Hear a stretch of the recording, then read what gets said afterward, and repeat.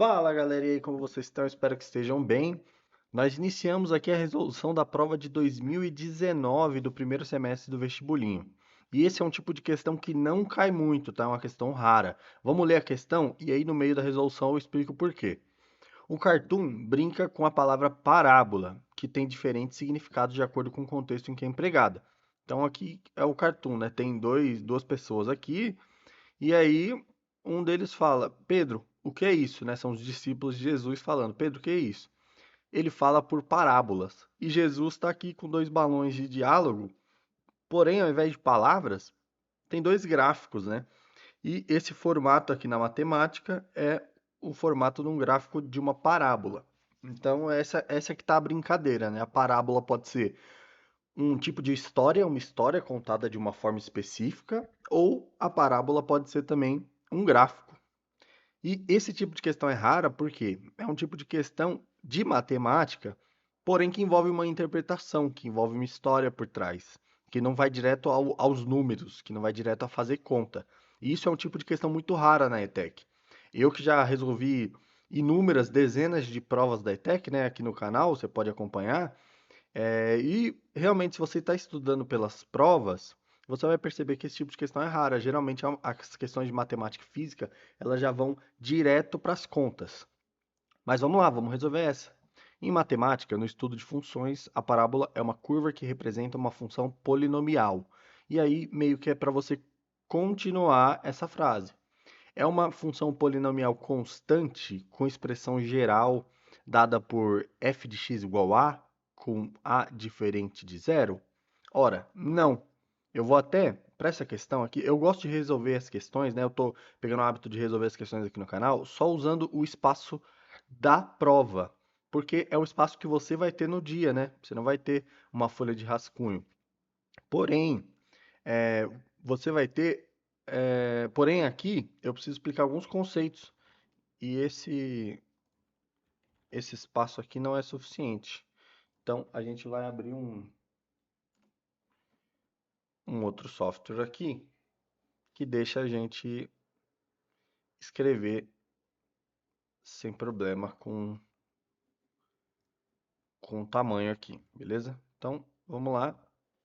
Vou colocar isso do ladinho aqui, do lado da prova. Então, o que que a gente tem aqui?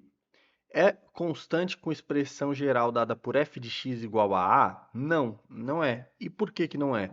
Porque uma função, se fosse f de x igual a a, significa que para qualquer valor de x, o valor de y é sempre a. Ou seja, essa função, né? Vamos desenhar o nosso diagrama aqui, né? Nosso plano cartesiano. Uma função desse tipo aqui, para qualquer valor de x igual a 1, x igual a 2, x igual a 3 e etc., ela sempre vai dar a, que é constante. E uma parábola não é assim, né? Uma parábola, ela é uma curva em forma de U ou em forma aqui de U invertido, né? Não é bem um A. Em forma de U ou em forma de U tombado. Então não pode ser isso daqui. Então a A está totalmente incorreta porque não se trata de uma função constante, beleza? Então não é a A. B. De primeiro grau e sua expressão geral é dada por f de x igual a ax mais b. Também não é uma função de primeiro grau, né? Por que que não é uma função de primeiro grau, Gabriel? Aqui é y e aqui é x. Porque uma função de primeiro grau, perceba, ó, o valor da função, o valor resultante, que é o que a gente chama de y, né? Isso daqui é y. Ele vai ser ax mais b. Ou seja, ele vai ser um valor fixo que multiplica o x e soma com um valor fixo, que é o b. Então, um exemplo aqui de função ax mais b é essa função aqui, por exemplo, ó, onde aqui é o 1, por exemplo, aqui é 0 em x, né? Aí aqui é o x igual 2, por exemplo. Aqui é o y igual 5. aqui é o x igual a 3, aqui é o y igual a 7. E que função é essa, né? Que quando x é 0, y dá 1. Quando x é 2, y dá 5. Quando x é 3, y dá 7.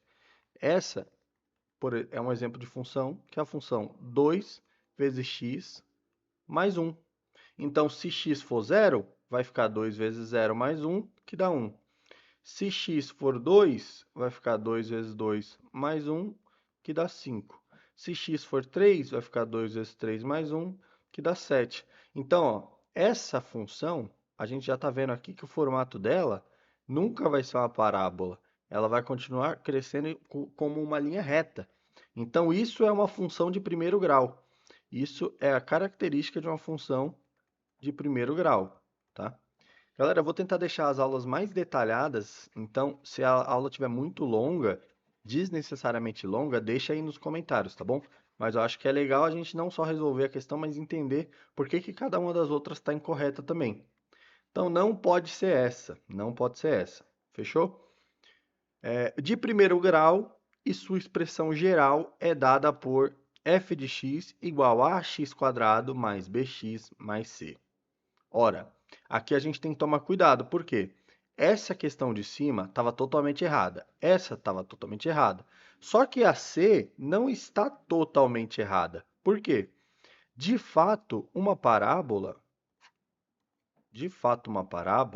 né? Vou desenhar uma parábola aqui. Ixi, desenhei muito para lá. Vou desenhar mais centralizado aqui. Vou desenhar uma parábola. Uma parábola, ela é sim uma função desse estilão aqui, ó. Ax quadrado mais bx mais c, né? Por quê? Se a gente pegar, por exemplo, a função f de x igual 2x quadrado mais 0x mais 0, quanto que dá essa função? 2x quadrado, né? Porque ninguém disse que o b e o c não podia ser 0. Né? Eles são zero. A função 2x quadrado, o que que ela vai dar? Quando x for 0, a função dá 0. Quando x for 1,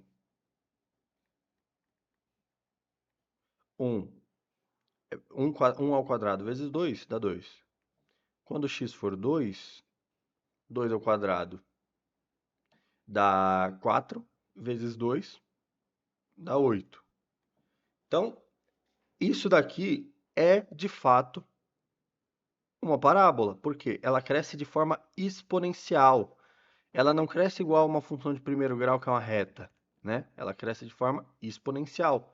E ela cresce para os dois lados, por quê? Como o x é quadrado, nunca vai dar um número negativo. Olha, para você ver. Se x for menos 2 ao quadrado vai dar 4 positivo, né? Porque número negativo ao quadrado dá positivo. Vezes 2 vai dar 8 igual. Então, isso aqui também dá 8, por isso que ela é simétrica, né? O mesmo que dá para um lado, dá para o outro. Então, a questão C não está totalmente errada. Por quê? A forma da função está correta, porém não é uma função de primeiro grau. É uma função de segundo grau. Como é que a gente sabe o grau da função, né? Como que a gente sabe o grau da função? O grau da função é dado pelo maior expoente de x. Então, ó, lá naquela fx igual a, qual o maior expoente de x? Zero, né? Porque não tem nem x aqui. É como se essa função fosse f de x igual a vezes x elevado a zero. Porque x elevado a zero dá 1, que no final das contas vai dar só a. E por que que essa função aqui é de grau zero? Porque o maior expoente de x é zero, não tem x. Agora, por que que essa daqui, ax mais b, é de grau 1? Porque o maior expoente de x é esse 1 que fica escondido aqui, né? Quando não tem nada é 1. E por que que esse cara aqui, ax quadrado mais bx mais c, é de segundo grau? porque o maior expoente de x é 2. E assim, e assim sucessivamente, tá? E isso daqui pode ir crescendo. Então a gente já sabe que a parábola trata-se de uma função do segundo grau com esse corpo aqui. Então, a gente já pode descartar a C e também a D, porque a D ele fala o grau certo, porém ele me dá o corpo de uma de primeiro grau.